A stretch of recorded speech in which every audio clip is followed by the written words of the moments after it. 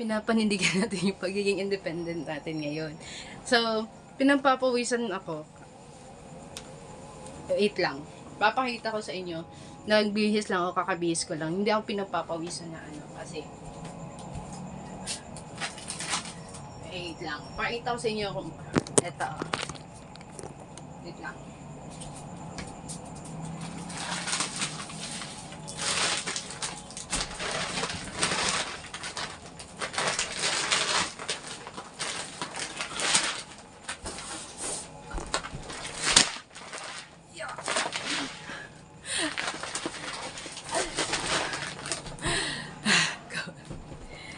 Yan yun siya guys. Yan yung 25 kilograms ko na ano guys. Na supposedly bibigay ko siya sa bahay. Eh kaya nga lang, hindi kinuha. So, ako lang ang gagamit, diba?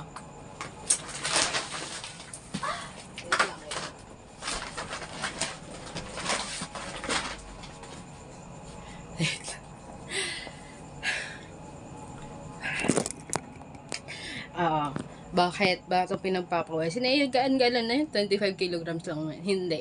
Kasi galing pa ako ng labas. From the gate, papasok ka pa dito sa boarding house namin. And then, may area pa doon na may, ang tawag yan? May hagdanan pa dyan. So, nasa ikalawang palapag kasi ako ng boarding house namin. So, ano. And then, may mga damit pa ako sa labas. So, don't mind those things. So, yeah, a good exercise na naman. Exercise! Pero, yan lang siya, guys. I just wanna share with you.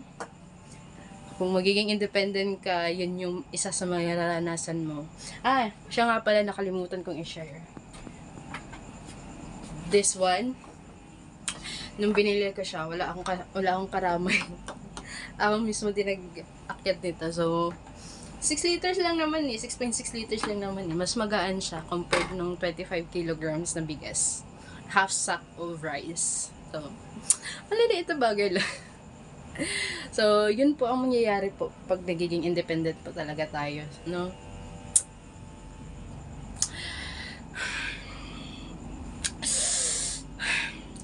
Kailangan ko na talaga na maghanap ng mga ano.